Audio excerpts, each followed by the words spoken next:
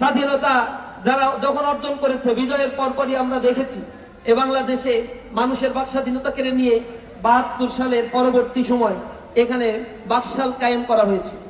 লুটপাট করার কারণে ১৯৭৪ সালে দুর্ভিক্ষের মতো ঘটনা ঘটেছিল। এরপরে এখানে কয়েক দফা সেনা অভ্যুত্থানের ঘটনা ঘটেছে। এদেশের মানচিত্রকে নিয়ে কামড়াকামড়ি করা হয়েছে। ভারত তাদের মতো করে এদেশের স্বাধীনতার সার্বভৌমত্বকে ভুলণ্ঠিত করার জন্য সকল চক্রান্ত করেছে।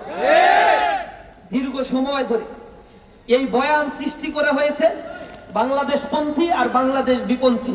কোকো ও শিয়া বাটারের ইউনিক কম্বিনেশনে তৈরি Natura expert care body lotion স্কিনের ড্যামেজ হিল করে, ত্বক রাখে সফট ও ময়েশ্চারাইজ। লুকিয়ে আর কতদিন, বাই বাই ড্যামেজ স্কিন। বাংলাদেশের বাইরে বাংলাদেশের ব্যাপারে ইমেজ নষ্ট করার জন্য জঙ্গি নাটক, ট্রাম্প কার্ড খেলা হয়েছে। এদেশের জনগণকে নিয়ে আয়না ঘরে বন্দী করা হয়েছে। অন্যায়ের বিরুদ্ধে কথা বললে তাদেরকে গুম করা হয়েছে। ইসলামী ছাত্র শিবিরের সবচেয়ে বেশি ছাত্র সংগঠন, একক ছাত্র সংগঠন হিসেবে ইসলামী ছাত্র শিবির সবচেয়ে বেশি জুলুম, নির্যাতন আর নিষ্পেষণের শিকার হয়েছে।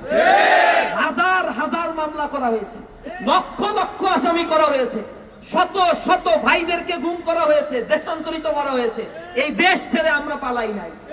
আমাদের সাবেক কেন্দ্রীয় সভাপতিরা ফাঁসির কাস্টে ঝুলেছে, কিন্তু এই বাংলাদেশ থেকে তারা পালায় নাই, ভালোবেসেছে।